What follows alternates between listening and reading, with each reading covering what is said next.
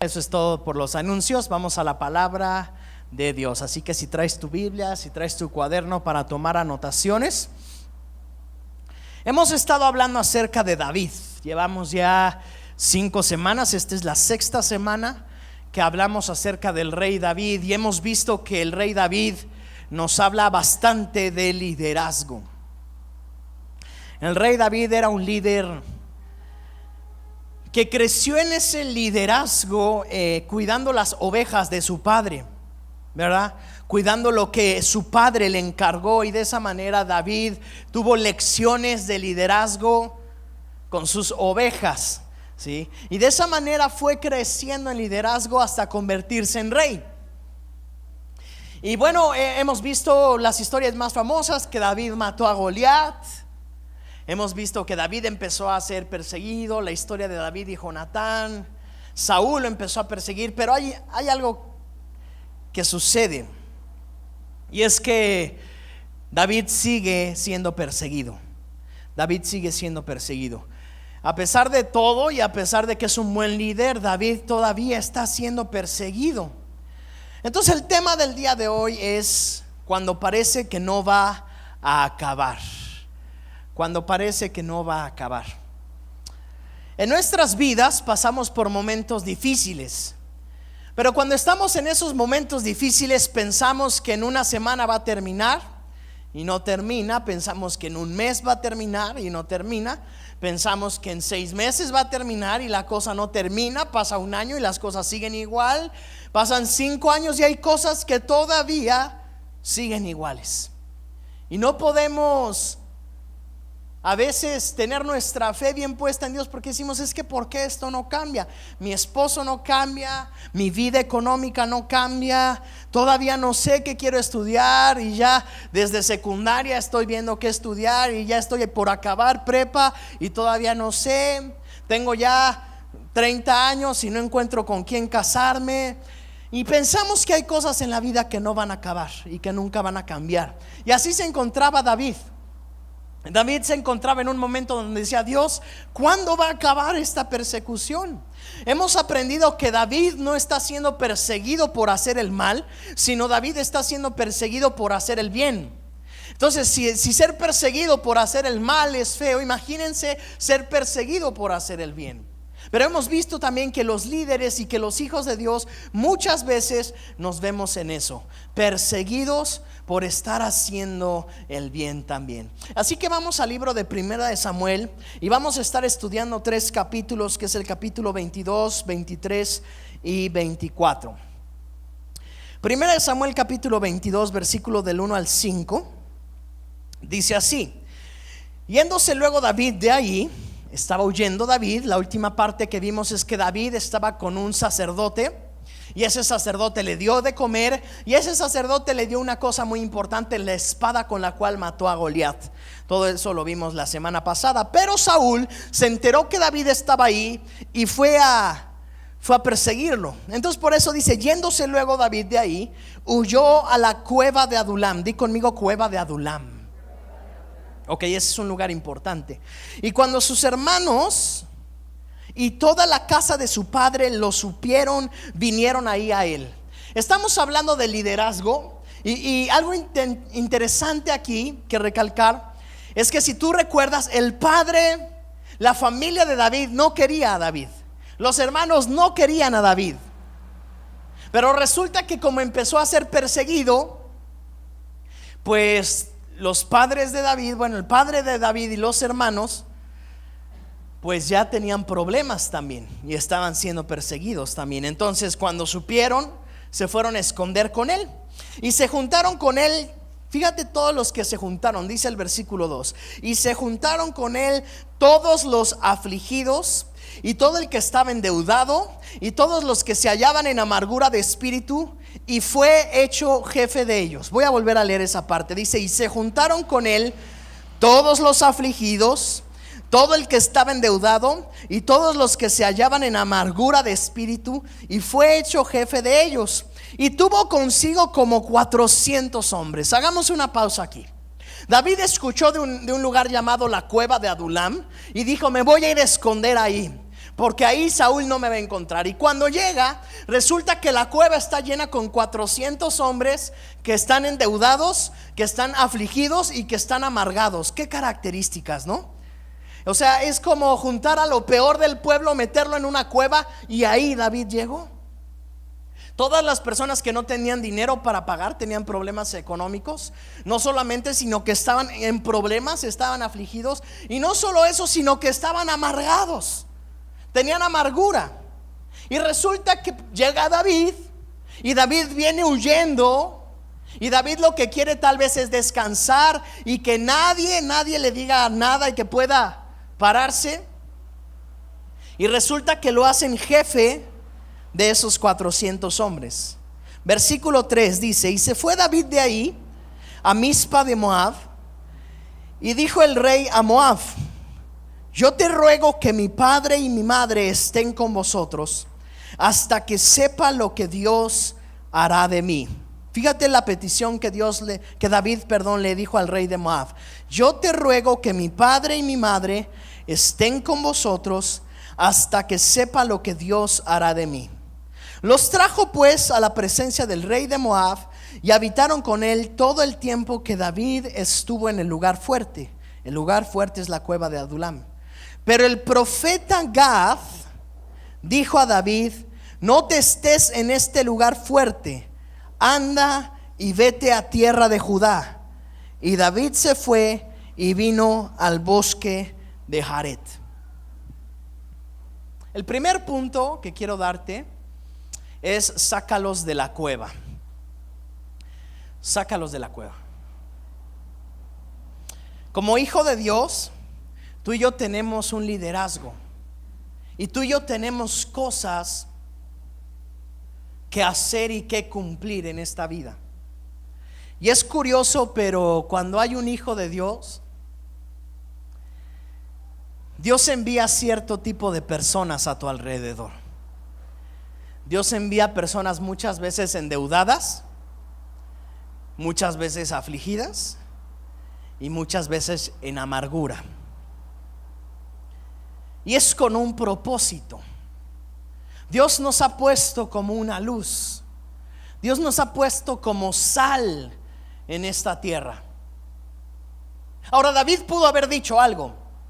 David pudo haber dicho: Dios, yo ahorita lo único que quiero es descansar. Me están persiguiendo. Yo lo único que quiero es verdaderamente meterme en una cueva y que nadie me hable, hasta que la única cosa que me puedan decir buena es que Saúl se murió. Eso es lo único bueno, la única buena noticia que puedo recibir. Viene David corriendo, como muchas veces tú y yo venimos corriendo de ciertas cosas que nos vienen persiguiendo. Y cuando venimos corriendo nos encontramos con que Dios nos dice: ok, tienes trabajo que hacer. ¿Por qué? Porque esta cueva está llena de afligidos, está llena de endeudados y está llena de amargados. Y tú eres el que tiene que darles libertad a estos 400 hombres. Y yo me imagino a David diciendo: pero yo ¿qué les voy a enseñar, Señor? Yo estoy poniendo en peligro la vida de estos 400 hombres porque me quieren matar. Y si me quieren matar, los van a matar a ellos también. David pudo haber puesto 1000 excusas, pero David tomó la autoridad que como hijo de Dios tú y yo tenemos que tomar. Porque Dios nos ha puesto verdaderamente para sacar de la cueva a ese tipo de personas. Hoy en cualquier lugar en el que nos encontramos personas que están en medio de una cueva. En una cueva de deudas, en una cueva de aflicción, en una cueva de amargura, o en la cueva que tú quieras ponerle el nombre que tú quieras. Y sabes una cosa: Dios te ha llamado para que tú saques a esas personas. Y tú y yo podemos decir: Dios, ¿cómo los voy a sacar si yo estoy siendo perseguido, si yo tengo estos problemas, si yo tengo estas situaciones? Pero Dios dice: tú eres el único que lo puede hacer. Y si tú no los sacas de esa cueva, nadie los va a sacar. David era el único capaz de sacarlos a ellos. Imagínate cómo era esa reunión. Imagínate cómo era el ambiente en esa cueva. Puras personas llorando, puras personas tristes, puras personas amargadas, platicándose sus problemas unos a otros. No, es que tu problema está peor que el mío. No, el mío está peor. ¿Qué ambiente se podía vivir en esa cueva? Y llega David, y David es encargado de cambiar ese ambiente. Así que quiero decirte algo también. Tú y yo estamos encargados de cambiar el ambiente del lugar en el que nos encontramos. Cuando tú y yo vamos a un ambiente lleno de enfermedad, tu posición y mi posición es cambiar el ambiente para bien. ¿Sí? Nosotros tenemos que aprender a cambiar la crítica en bendición, la enfermedad en salud, la pobreza en riqueza. Nosotros tenemos que cambiar, y con nuestra boca y con nuestras palabras tenemos que cambiar esos ambientes. No podemos dejar que los ambientes sigan iguales. Tú y yo tenemos que ser personas, hombres y mujeres de fe. Hombres y mujeres que cambien la situación para que la gente tenga una esperanza. Y eso es lo que David estaba haciendo. Eso es lo que David estaba haciendo. Por eso David era un líder, y por eso David creía muy bien lo que Dios iba a hacer a través de su vida. Yo creo que David empezó a pensar bien las cosas y dijo: bueno, si yo vengo perseguido y todas estas personas están mal, pues juntos vamos a salir adelante. Juntos vamos a salir adelante. Mamá, papá, tú tienes que hablar bendición a tus hijos. Siempre, siempre. Tú tienes que aprender a hablar bendición a tus hijos. Nunca maldición. Nunca. Tú tienes que aprender a cambiar el ambiente de la habitación de tu hijo o de tu hija cuando esté metido en la depresión, en la angustia, cuando no sepa qué hacer de su vida. Padre y madre, tú y yo tenemos que cambiar el ambiente que tienen nuestros hijos. Tristemente vivimos en una sociedad donde a los padres se les ha dejado de honrar tantito porque los hijos a cierta edad se convierten en adolescentes y ya no quieren escuchar nada de su papá, pero tantito porque los padres no han sabido ganarse la honra de sus hijos. ¿Cómo un padre se va a ganar la honra de sus hijos si el padre está robando y el hijo lo sabe? Si el padre es un mentiroso y el hijo lo sabe, no puede ganarse la honra de sus hijos. Así que como padres, tú y yo tenemos que ser íntegros en todo lo que hacemos. Tú y yo tenemos que aprender a llevar nuestros negocios con bien para que nuestros hijos vean en nosotros algo que honrar. Tú y yo tenemos que salir adelante a pesar de las circunstancias para enseñarle a nuestros hijos que sí se puede salir adelante. Tenemos que enseñarle a nuestros hijos que aún de las cenizas tú y yo podemos levantarnos, y eso hace que un hijo honre a sus padres. Eso es lo que hace. ¿Sí? Pero si hay mentiras, si hay robo, si hay golpes en casa, si hay gritos, si hay contiendas, si hay crítica, un hijo no va a poder honrar a sus padres. Un hijo lo primero que va a hacer es querer salir corriendo. En cambio, si está la presencia de Dios, si tú bendices con tu oración a tus hijos, si tus hijos te escuchan, entonces tú les estás ayudando a salir de esa cueva. Como jefes, como compañeros de trabajo, como amigos, tú y yo tenemos que ser esas personas. Mateo capítulo 10, versículos del 1 al 5, habla del momento en el que Jesús llamó a sus discípulos. Y dice que Jesús pasó la noche orando porque Jesús tenía un problema grave. Jesús era un líder, obviamente, y tenía miles de personas que lo estaban siguiendo. Pero cuando Jesús vio que miles de personas lo seguían, Él vio una característica. Él se dio cuenta que eran ovejas desamparadas, que no tenían un pastor. Porque aunque Jesús le predicaba a estas miles de personas, sus vidas no estaban siendo pastoreadas, porque nadie puede pastorear, ni Jesús puede pastorear a 10,000 personas. Por eso Jesús pensó y dijo: si llamo a 12 personas para que hagan lo mismo que yo hago, por lo menos esas 20,000, 15,000 personas se van a dividir en grupos más pequeños. Y Jesús nos enseña en Mateo capítulo 10 que escogió a 12 personas. Versículo 1 dice: entonces, llamando a sus 12 discípulos, les dio autoridad sobre los espíritus inmundos para que los echasen fuera y para sanar toda enfermedad y toda dolencia. quiero decirte algo. Quiero decirte que tú tienes la misma autoridad delegada por Jesús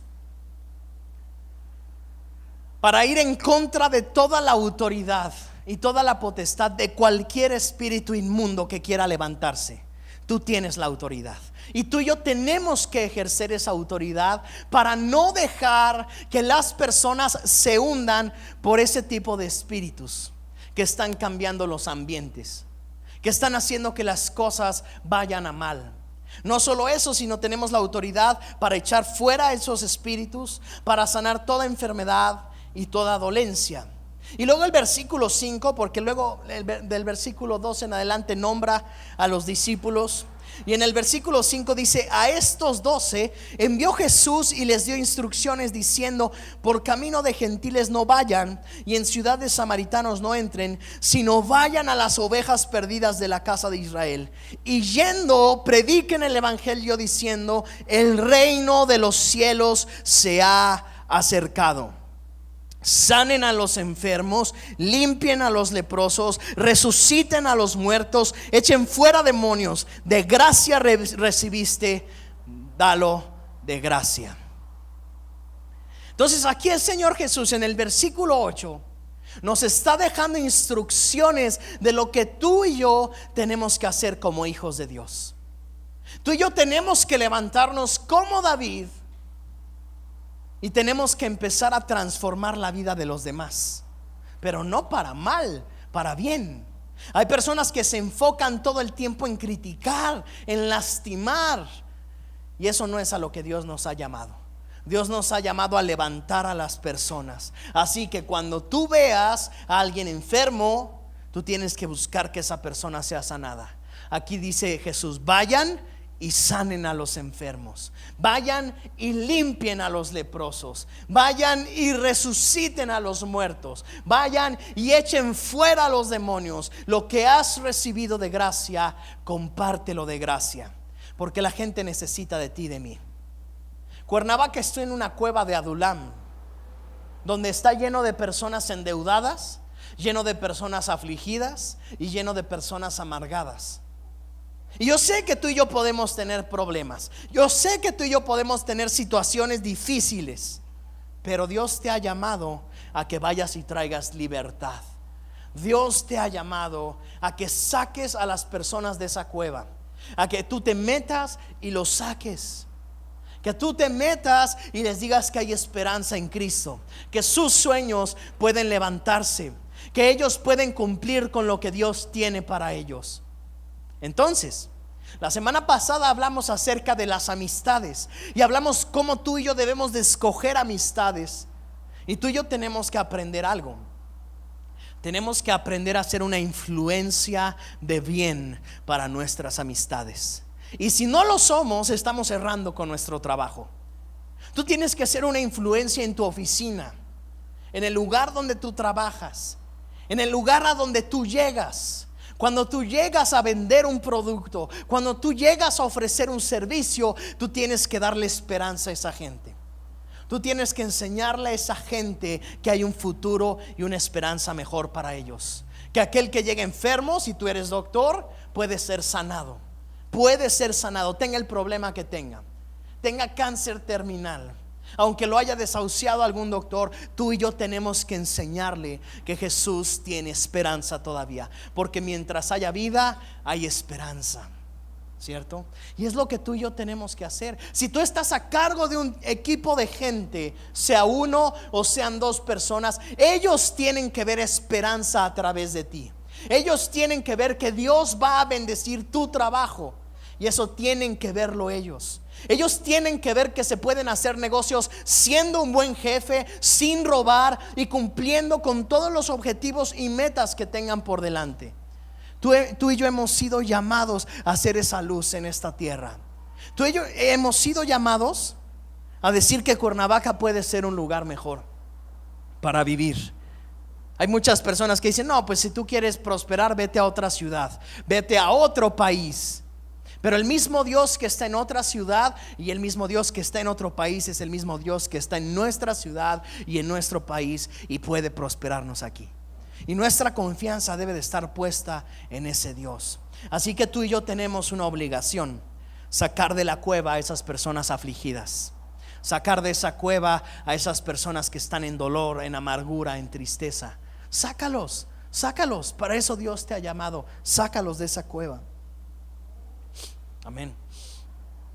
Después de esto, Saúl siguió persiguiendo a David. Y entonces David se fue con estos 400 hombres, y por lo menos ya había 400 personas que seguían a David. Capítulo 23 de Primera de Samuel, versículo 1, dice: dieron aviso a David. Interesante, porque no dieron aviso a Saúl, dieron aviso a David. Aquí David todavía no es rey, solamente tiene a 400 personas con las cuales hizo una clase de ejército. Pero si les platicamos del currículum del ejército, eran puras personas pues que estaban huyendo. ¿Qué ejército se puede levantar de ahí? Pero curiosamente la gente empezó a buscar a David, aunque no era su rey. Dieron aviso a David diciendo: he aquí que los filisteos combaten a Keila y roban las eras, los campos donde están los cultivos. Y David consultó a Jehová diciendo: ¿iré a atacar a estos filisteos?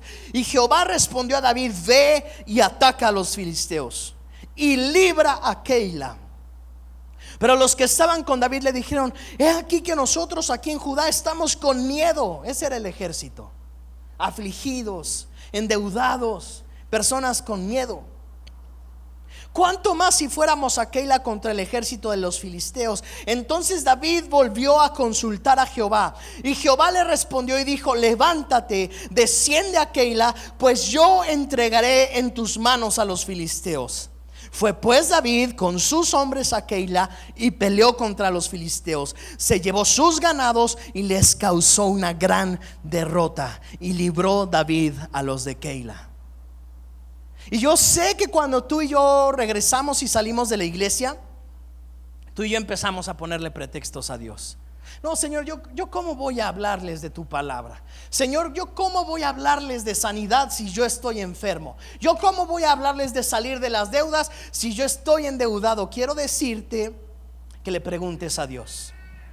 La gente le dijo: David, ¿cómo vamos a ir a pelear si estamos llenos de miedo? Y David no le hizo caso a ellos. David fue a preguntarle a Dios, y Dios le dijo: vas y libras a Keila. Vas y peleas por ellos y los libras y traes libertad. Así que tú y yo tenemos que levantarnos y obedecer a Dios. Segundo punto: pelea por la libertad. Pelea por la libertad. Tienes que pelear por la libertad de tu familia. Número uno: libertad de las personas que tú amas, libertad de las personas que te rodean. Si tú tienes hijos, si tú tienes nietos, o aún si tienes bisnietos, tú tienes que pelear por la libertad de ellos. Todos los días de tu vida tú tienes que pelear para que ellos no repitan aquellas maldiciones que tal vez cayeron por tu vida. El alcoholismo, las deudas, la depresión, la aflicción. Tú tienes que estar orando todos los días. Somos hombres y mujeres de fe, y por eso estamos aquí, porque venimos a buscar la voluntad de Dios. Y si queremos ver cambios en nuestra familia, lo que tenemos que hacer es doblar nuestras rodillas. Doblar nuestras rodillas delante de Dios. No podemos permitir que el diablo venga a acabar todo lo que Dios nos ha prometido que Él hará. Y no solo eso, tenemos que pelear por la libertad de todas las personas que nos rodean. Todas las personas que trabajan con nosotros, que estudian con nosotros, nuestros compañeros de trabajo, nuestros compañeros en la escuela, nuestros maestros. Tú y yo tenemos que estar doblando nuestras rodillas por ellos. Y yo sé algo, yo sé que el Espíritu Santo, cuando tú estás en casa, cuando tú estás en algún lugar, trae a tu memoria ciertas personas. Y lo mejor que puedes hacer en ese momento es empezar a orar por él. Cuando tú estás haciendo tu tarea de la escuela y te acuerdas del maestro, en lugar de empezar a decirle groserías a tu maestro en tu mente, empieza a orar por él. Empieza a bendecirlo, sea como sea tu maestro. Empieza a bendecirlo, a orar, clamando que Dios traerá libertad a su vida. Vienen los nombres de tus amigos de la escuela, de tus compañeros de trabajo, de tu jefe. Tú y yo tenemos que estar orando por ellos. Salmos capítulo 81 versículo 10 dice así: yo soy Jehová tu Dios, que te hice subir de la tierra de Egipto. Abre tu boca y yo la llenaré. Abre tu boca y yo la llenaré.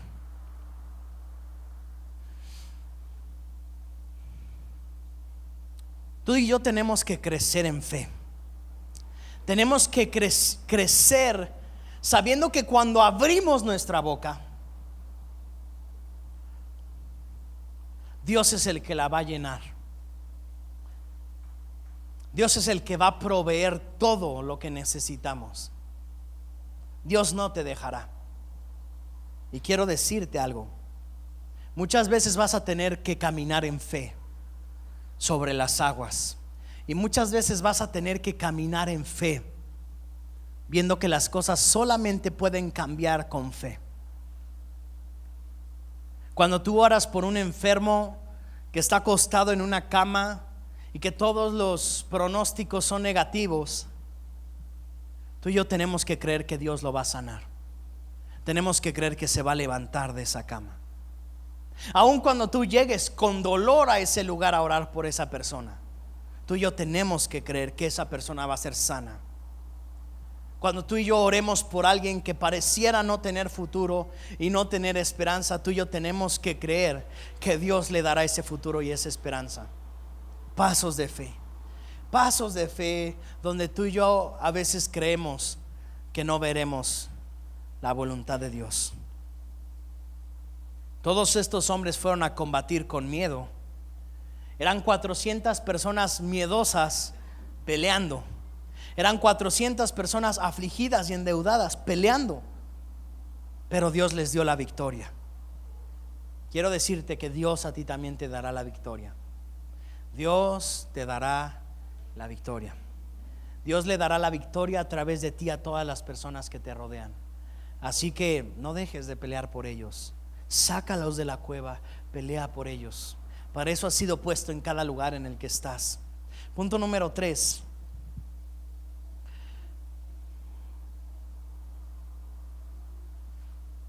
Primera de Samuel 23 del 9 al 13.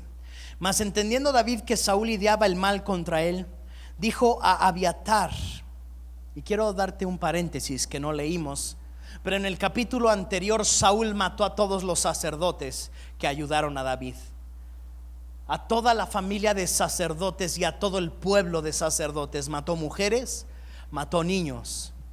Quiero decirte algo: hay personas que no honran a Dios.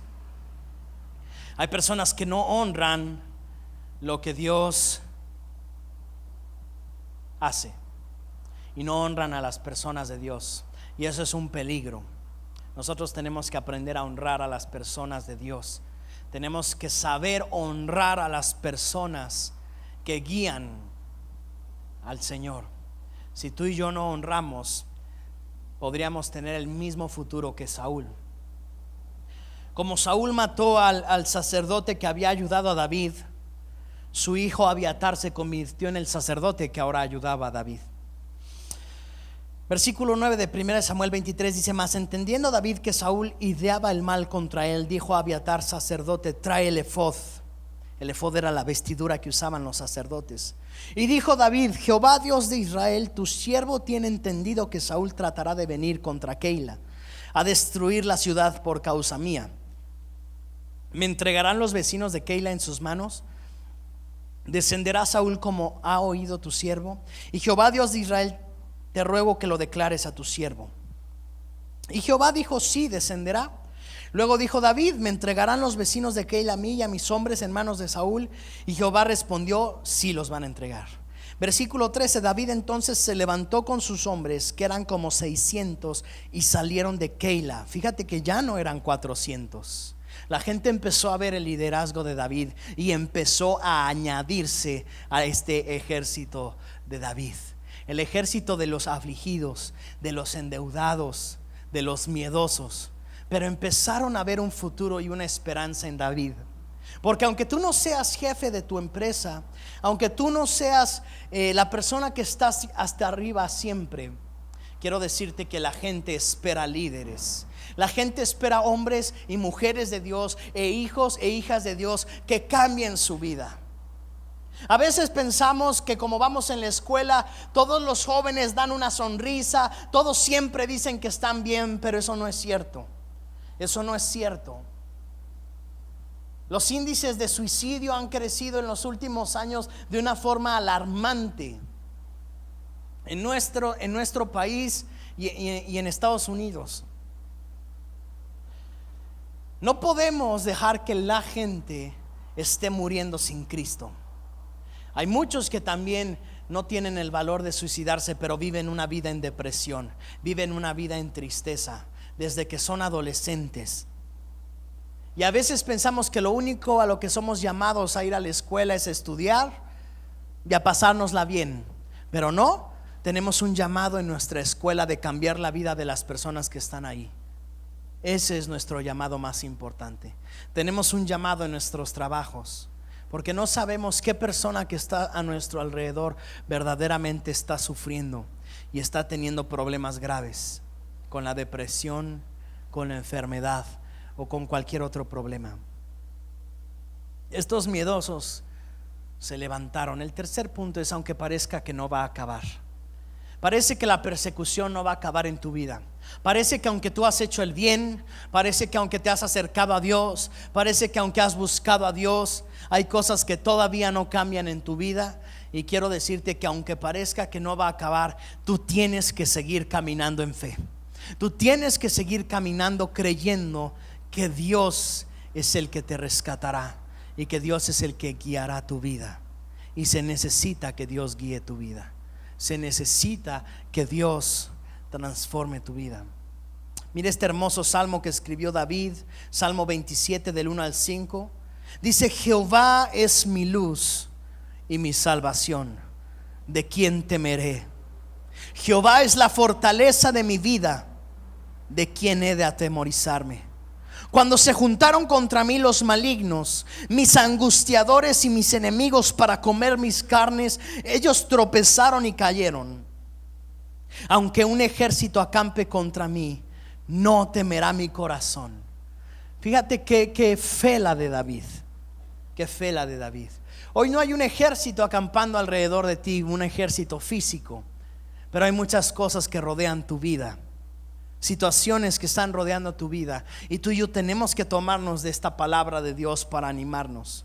No temerá mi corazón aunque un ejército acampe contra mí. Aunque contra mí se levante guerra, yo estaré confiado.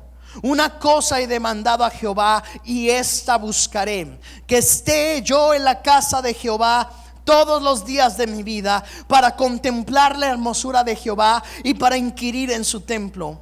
Porque Él me esconderá en su tabernáculo en el día del mal, me ocultará en lo reservado de su morada, sobre una roca me pondrá en alto. Dios está contigo. Dios no te ha abandonado, nunca te abandonará, nunca. Dios nunca te dejará.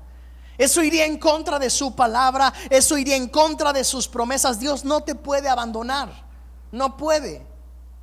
El problema es que muchas veces tú y yo, cuando estamos afligidos, en lugar de correr a Dios, corremos a cualquier otra oportunidad. Y quiero decirte que si tú y yo no corremos delante de Dios, tú y yo vamos a tener aflicción. Tú y yo vamos a estar angustiados. Tú y yo vamos a estar preocupados. David le empezó a enseñar algo ahora a estos 600 hombres. Les empezó a enseñar que su fortaleza y que su fuerza se encuentra en Dios. Y quiero enseñarte algo el día de hoy, y quiero que tú lo tomes para tu vida. Tu fortaleza, tu fuerza, tu protección está en Dios. Está en Dios. La aflicción de tu espíritu, la depresión, la amargura y la tristeza no son cosas que van con los hijos de Dios. Porque un hijo de Dios, aún en el peor de sus momentos, aún en el peor de sus días, tiene que correr a Dios. Claro que hemos estado ahí. Claro que hemos estado en momentos donde merecía uno afligirse, donde tenía uno que llorar, donde tenía uno que tirarse al suelo y pensar que las cosas se iban a acabar. Pero tenemos que buscar a Dios. Él es nuestra roca, Él es nuestra fortaleza, Él es el que nos sana, Él es el que nos restaura, Él es el que cambia absolutamente todas las cosas en nuestra vida. Y por eso tenemos que buscarlo a Él. Por eso tenemos que anhelar su presencia. Llega un momento donde tú y yo lo único que tenemos para agarrarnos es a Dios. Espero que ese momento sea todos los días de nuestra vida, donde busquemos verdaderamente a Dios y donde la aflicción no sea lo que gane nuestro corazón. Otro salmo nos enseña una parte importantísima. Dice: en paz me acostaré y asimismo dormiré, porque solo tú, Señor, me haces vivir confiado. ¿Quién puede dormir cuando estás siendo perseguido? ¿Quién puede dormir cuando tu cabeza tiene un precio? Cuando un ejército mucho más grande que el que tú tienes te está buscando para matarte, no para hacer un trato contigo, para matarte. ¿Quién puede dormir así? Quiero decirte quién. Alguien que esté escondido en la presencia de Dios. Alguien que busca al Señor todos los días de su vida y que puede decir: Dios, aunque acampe un ejército contra mí, yo no me voy a afligir. Aunque contra mí se levante guerra, yo estaré confiado. Y tú y yo, como hijos de Dios, tenemos que estar completamente confiados en que Dios nos protege, en que Dios es el que nos guarda. Quiero decirte algo: tu dinero no te va a proteger siempre. Puedes tener todo el dinero que quieras, pero el dinero se acaba. No va a protegerte para siempre. Tus amistades no van a protegerte para siempre. Ninguna cosa en la que tú puedas poner tu fe va a protegerte para siempre. Un día aquello te va a abandonar.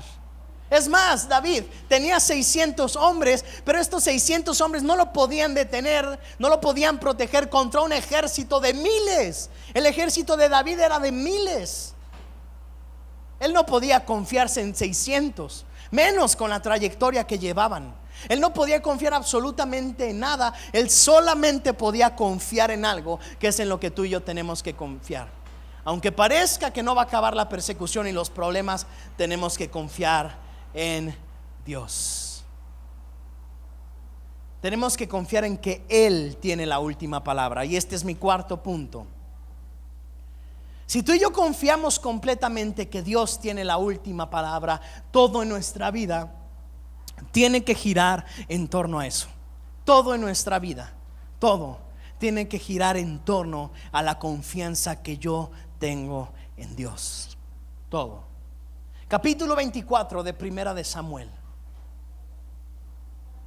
Cuando Saúl volvió de perseguir a los filisteos, versículo 1, le dieron aviso diciendo: he aquí, David está en el desierto, en Engadi. Versículo 2: y tomando Saúl 3,000 hombres escogidos de todo Israel, fue en busca de David y de sus hombres por las cumbres de los peñascos de las cabras monteses.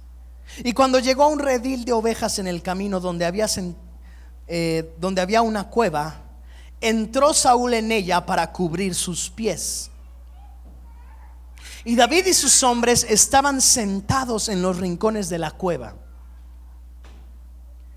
Versículo 4: entonces los hombres de David le dijeron: he aquí el día que te dijo Jehová. Interesante. David estaba escondido con 600 hombres en una cueva. Ya verás el tamaño de la cueva. Y en los rincones estaban cuando de repente entró Saúl a la cueva. Lo que Saúl entró a la cueva a hacer era del baño. Estaba completamente desprotegido. Y cuando Saúl estaba ahí, completamente vulnerable, porque nadie entra al baño contigo, Bueno, las mujeres tienen esa costumbre de que van, pero los hombres no tenemos esa costumbre. Saúl entra completamente solo a la cueva y los 600 hombres dicen: este es el momento donde tenemos que matarlo. David, y aún hablando de parte de Dios, aunque no era Dios el que estaba hablando, le dijeron: es el momento que Dios te ha dado para matarlo. Lo tienes completamente vulnerable, inofensivo. Solamente necesitas mover la espada una vez, como lo hiciste con Goliat, y todos tus problemas acaban. Wow. ¿Cuántas veces no nos han ofrecido acabar con nuestros problemas haciendo algo que a Dios no le gusta? ¿Cuántas veces? Si solamente hicieras esto, acabarías con tus problemas. Si hicieras esto o aquello, verías cómo tu vida cambiaría. Empieza a agarrar tantito dinero de la caja chica. Vas a ver que te va a ir bien. Empieza a agarrar de lo que no es tuyo. Empieza a endeudarte. Engaña a tu esposa. Empieza a hacer trampa en la escuela. Todas esas son buenas ideas a los ojos de alguien que no quiere honrar a Dios como primer cosa, ¿sí? Pero como hijos de Dios, tú y yo tenemos que buscar honrar a Dios y que esa sea la primer cosa de nuestra vida. Yo sé que tú tienes muchos momentos para poder transar a las personas, para poder agarrar y sacar ventaja de aquellos que te rodean, pero eso no va a ser bendecido por Dios. Y es mejor tener un peso pero que esté bendecido por Dios, que 1000 pesos que no tengan la bendición de Dios. Tú y yo tenemos que aprender a buscar ese peso con la bendición de Dios. Versículo 4: he aquí que entregó a tu enemigo en tu mano, y harás con él como te pareciere. Y se levantó David y calladamente cortó la orilla del manto de Saúl. Después de esto se turbó el corazón de David. Fíjate, lo único que hizo fue cortar el manto, un pedacito de tela. No lo mató, no lo rasguñó, solo cortó un pedacito. Y dijo a sus hombres: Jehová me guarde de hacer tal cosa contra mi Señor, el ungido de Jehová, que yo extienda mi mano contra él, porque es el ungido de Jehová. Aquí vemos a alguien que veía la fidelidad como un principio mucho más importante que tener la victoria. Hoy en día necesitamos personas así, y Dios está en búsqueda de personas que puedan hacer eso para llevarlos a grandes puestos y a grandes lugares. Personas que puedan decir: no voy a cortar el manto, no voy a cortar el manto, no voy a matar a esa persona. ¿Saúl tenía errores? Sí. Saúl estaba buscando matarlo por haber hecho el bien. Pienso yo, ¿no sería bueno? Él hizo el bien. Si lo mata por hacer el bien, ¿qué tiene de malo? Y ya quedaría él como rey. Y es un rey bueno. Es un rey que acaba de sacar a 600 hombres de la aflicción, de la pobreza. ¿A poco no merece ya ser rey?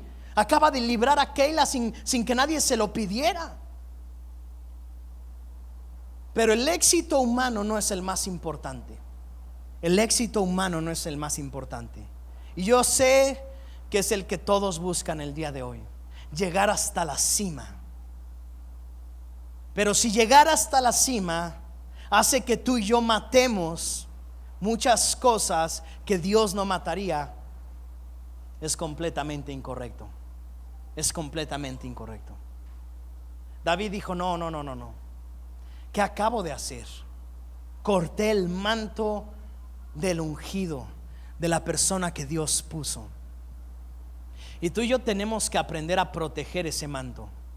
Hijo, tú tienes que aprender a proteger el manto de tus padres. No cometas el error de tratar de matar algo en tus padres. Si tú eres empleado, no cometas el error de cortar el manto de tu jefe. No cometas el error de cortar ningún manto que Dios haya puesto, de ninguna autoridad, porque eso no trae bendición. Eso puede traer un éxito momentario, pero no la bendición de Dios. Y son dos cosas completamente distintas. El éxito de Dios es para siempre. La bendición de Dios nunca añade tristeza, no añade amargura. El éxito humano sí. El éxito humano hace que tú tengas que estar preocupado todo el tiempo. Porque cuando tú necesitaste de mentiras para llegar al éxito, necesitarás toda tu vida para tapar esas mentiras. Siempre.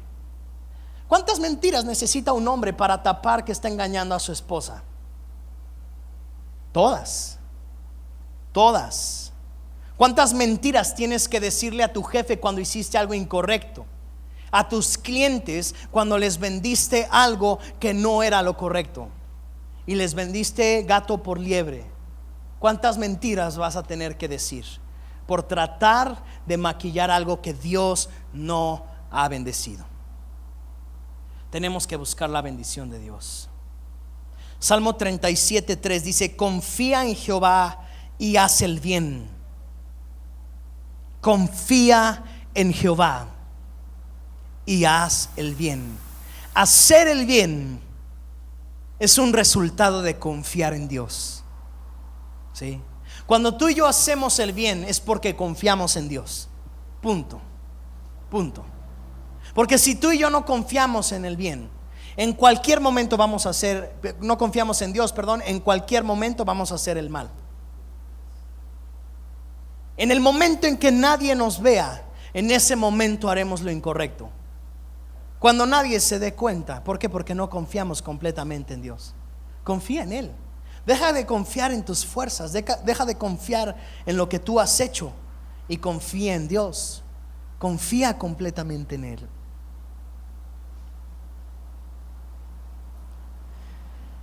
Salmo 37:3, quiero volvértelo a leer. Dice: confía en Jehová y haz el bien, y habitarás en la tierra y te apacentarás de la verdad. ¿Quieres tomar la tierra prometida? ¿Quieres tomar la bendición de Dios? Confía en Él. Confía en Él. Pon toda tu confianza en Él. Primera de Samuel, ahí seguimos en el capítulo 24, versículo 6. Y dijo a sus hombres: Jehová me guarde de hacer tal cosa contra mi señor, el ungido de Jehová, que yo extienda mi mano contra él, porque es el ungido de Jehová. Así reprimió David a sus hombres. Otra vez David enseñando acerca del liderazgo. ¿Sabes una cosa? David le dio una de las más grandes lecciones a su gente. ¿Sabes qué les enseñó? Ninguno de ustedes tiene la autoridad moral para un día matarme a mí. Eso es lo que David les estaba enseñando. Porque David les estaba enseñando: yo jamás voy a matar al rey, sea quien sea y haga lo que haga. Él mismo les estaba dando una clase. Ustedes no tienen la autoridad para matarme a mí. Es una clase magistral que estaba dando David por tomar las decisiones correctas. Y tú y yo, como líderes, como padres y como hijos de Dios, estamos dando clases todo el tiempo. Tú le estás enseñando a tus hijos. Si tú estás en depresión y no te levantas de esa depresión y no sales adelante y buscas a Dios, tú le estás enseñando a tus hijos que pueden vivir en depresión el tiempo que sea necesario. Levántate, pídele a Dios que te dé las fuerzas para salir adelante. No les enseñes otras cosas a tus hijos. Así reprimió David a sus hombres, versículo 7, con palabras, y no les permitió que se levantasen contra Saúl. Y Saúl, saliendo de la cueva, siguió su camino. Versículo 8. También David se levantó después y saliendo de la cueva dio voces detrás de Saúl diciendo: mi señor el rey. Y cuando Saúl miró hacia atrás, reconoció la voz. David inclinó su rostro a tierra e hizo reverencia. Y dijo David a Saúl: ¿por qué oyes las palabras de los que dicen: mira que David procura tu mal? He aquí que han visto hoy tus ojos cómo Jehová te ha puesto hoy en mis manos en la cueva. Y me dijeron que te matase, pero te perdoné. Di conmigo: te perdoné. Cuarto punto, perdonar trae libertad. El perdón siempre traerá libertad. Siempre, siempre. Tienes que perdonar, tienes que perdonar. Pero es que es grave lo que me hizo. Bueno, no sé si sea más grave que esto. Si lo fuera, quiero decirte que perdonar te trae libertad, sea lo que sea. Y me dijeron que te matase, pero te perdoné porque dije, no extenderé mi mano contra mi Señor, porque es el ungido de Jehová. No extenderé mi mano contra mi Señor. Qué palabras de este hombre. ¿A poco no necesitamos gobernantes como este hombre? ¿A poco no necesitamos padres de familia como este hombre? Necesitamos jóvenes que se levanten en las universidades como este hombre, a sumar y no a restar, a ser de bendición y no de maldición. Necesitamos personas en cada parte de este mundo y de esta ciudad con ese temple que tenía David, con ese carácter que tenía David. Personas de bien, nunca de mal. Personas que confían tanto en Dios que cuando les hacen mal, ellos siguen haciendo el bien. Wow, eso es lo que necesita nuestro mundo. Eso es lo que necesita nuestro mundo. Eso es lo que necesita una iglesia que se levante a hacer el bien y a perdonar. Perdona porque eso traerá libertad a tu vida. Un líder perdona. Un líder perdona. Versículo 16 del mismo capítulo. Y aconteció que cuando David acabó de decir estas palabras a Saúl, Saúl dijo: ¿no es esta la voz tuya, hijo mío David? Y alzó Saúl su voz y lloró. Y dijo a David: más justo eres tú que yo. Él se pudo dar cuenta de algo, que más justo era David que él. Que me has pagado con bien, habiéndote yo pagado con mal. Tú has mostrado hoy que has hecho conmigo bien, pues no me has dado muerte, habiéndome entregado Jehová en tu mano. Porque ¿quién hallará a su enemigo y lo dejará ir sano y salvo? Jehová te pague con bien por lo que en este día has hecho conmigo. ¿Sabes una cosa? Jehová, Dios, no sabe pagar con otro billete. El único billete que Dios usa para pagar es el billete del bien, nunca del mal. Cuando Dios te paga, te pagará con bien. Y cuando Dios te paga, será mucho mejor que lo que cualquier hombre y mujer te pueda pagar. Siempre como hombres buscando los contactos, siempre como hombres buscando quien nos ayuda, siempre comprometiendo nuestra vida con tal de recibir algo mayor, cuando tú y yo con quien nos tenemos que comprometer es con Dios, porque es el único que siempre nos pagará con bien. Todo lo demás, de acuerdo a las circunstancias, te pagará con bien y otro día te pagará con mal, sea quien sea. En cambio, Dios siempre te pagará con bien. Siempre, siempre. Quinto punto: bofetada con guante blanco. Ese es el quinto punto. Versículo 20. Y ahora, como yo entiendo que tú has de reinar y que el reino de Israel ha de ser en tu mano firme y estable, júrame pues ahora por Jehová que no destruirás mi descendencia después de mí, ni borrarás mi nombre de la casa de mi padre. Entonces David juró a Saúl, y se fue Saúl a su casa, y David y sus hombres subieron al lugar fuerte. Esto es lo que Dios tiene para aquellos que caminamos haciendo el bien. Y tú y yo tenemos que tomar una decisión. Dios le dijo en Deuteronomio al pueblo de Israel: tú tienes que escoger como cuál nación quieres vivir. Mira, nuestro país, tristemente, tiene muchísimas cosas buenas. México es uno de los países más grandiosos, y como mexicano puedo decir que es el país más precioso. Enorme, tiene de todo.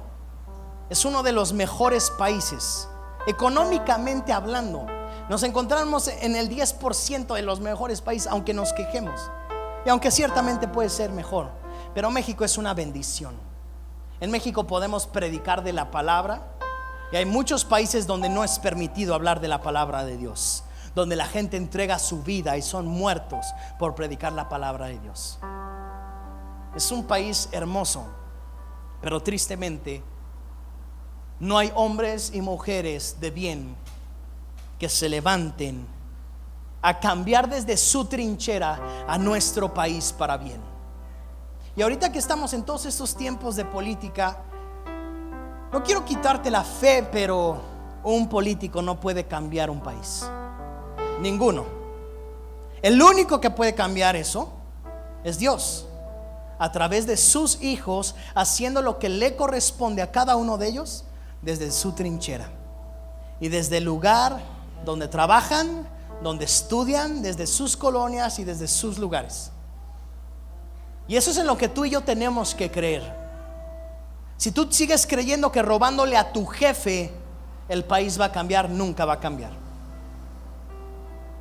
Si tú sigues creyendo que los gritos son la solución, quiero decirte que no lo son.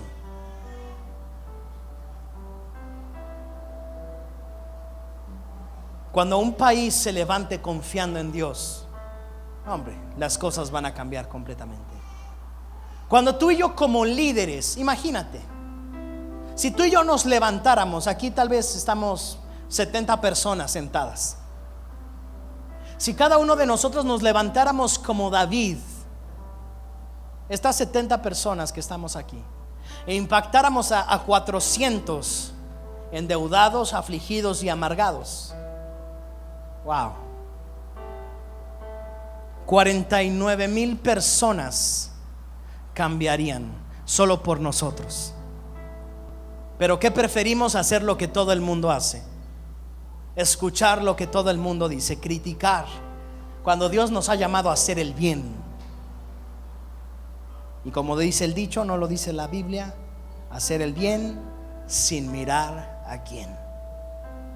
Lucas capítulo 6, y con esto termino. Versículos 35 y 36. Amad pues a vuestros enemigos. Esa es la bofetada de guante blanco. Amad a nuestros enemigos. Y eso es lo que tenemos que hacer. Amar a nuestros enemigos. Eso es lo que tenemos que hacer. No amar a nuestros amigos. Eso no nos enseña aquí, porque eso lo hace hasta el más malo. Amar a sus amigos lo hace hasta la persona más mala, porque si son tus amigos los amas, ¿cierto? Pero Jesús nos dijo: amen a sus enemigos, hagan el bien y presten, no esperando nada a cambio. Entonces la palabra de Dios nos enseña que tenemos que prestar dinero sin esperar recibir nada a cambio. Eso es lo que tú y yo tenemos que hacer. Y como consejo, eso es lo mejor que puedes hacer. Quiero decirte que si tú prestas pensando que te lo van a regresar, has cometido uno de los errores más grandes de la vida. Lo más seguro es que no te lo regresen. Y será vuestro galardón grande, y seréis hijos del Altísimo, porque Él es benigno, porque Él es benigno para con los ingratos y los malos. Dios es bueno para con los ingratos y los malos. Pues entonces, si Dios es bueno con los malos, pues vámonos a hacer el mal, ¿no? Pablo decía: no se trata de eso, porque cuando hacemos eso volvemos a crucificar a Cristo. Si hemos conocido a Jesús, no podemos hacer el mal ahora. Pero sí debes de saber algo: Dios hace llover sobre los buenos, y la misma lluvia que nos da manzanas es la misma lluvia que le da a los narcotraficantes la marihuana. O sea que Dios hace llover sobre los buenos y sobre los malos. Y por eso tú y yo nunca debemos de poner la justicia divina en nuestras manos. Dios es el único capaz de hacer eso. Dios es el único capaz de emitir un juicio. Por eso tú y yo tenemos que amar a nuestros enemigos. Es lo que nos toca a nosotros. No juzgar, no aplastar, no vengarnos, sino amar. Y eso es lo que el mundo necesita. Verdaderamente, si viviéramos en un mundo así, las cosas serían completamente distintas.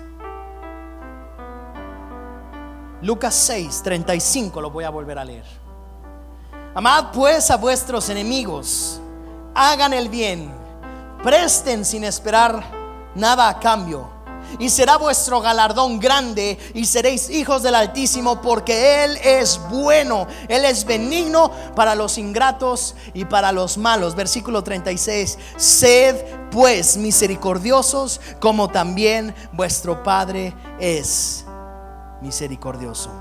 David nos acaba de dar una de las lecciones más grandes de liderazgo que hay.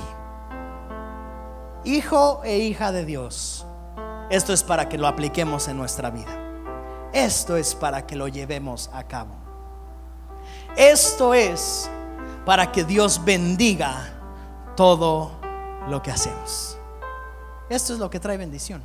Esto, si yo te preguntara, ¿quieres ser bendito? Todos levantaríamos la mano, porque verdaderamente todos queremos la bendición de Dios. Pero verdaderamente vamos a estar comprometidos con hacer el bien. Te adelanto algo que veremos más adelante sobre la vida de David. Verdaderamente David cumplió su pacto con Saúl. En el futuro Saúl murió, lo mataron. Jonatán murió, también lo mataron, el hijo de Saúl. Pero un día David se levantó cuando era rey y dijo: todavía quedará alguien de la casa de Saúl, porque yo hice una promesa, yo prometí que no aniquilaría la casa de Saúl. Y le dijeron: solo hay una persona que queda, solo hay uno. Y David dijo: tráiganlo, porque lo voy a sentar a comer en mi mesa todos los días de su vida. David era un hombre de principios, era un hombre de valor, era un hombre que conocía los principios de Dios.